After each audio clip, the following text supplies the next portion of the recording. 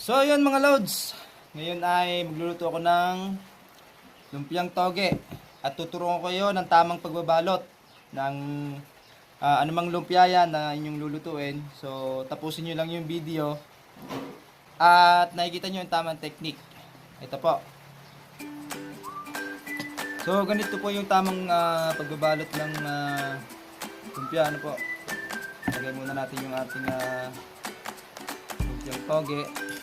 Kung ano mang lumpia, lumpiang baboy, lumpiang giniling, turon.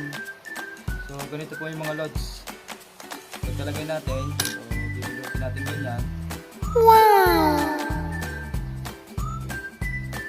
After nating mabalot, lalagyan natin ng dito. So dito. Papakita natin yan. Itapan po natin yan. Yan. Pag ganun. Yan. Para po hindi siya kumalas. Kaya kailangan nyo ng tape at saka ng gunting, ng mga materyales sa pagbabalot ng lumpia. At sana may natutunan kayong mga tips sa aking pagluluto. Ganito na lang po.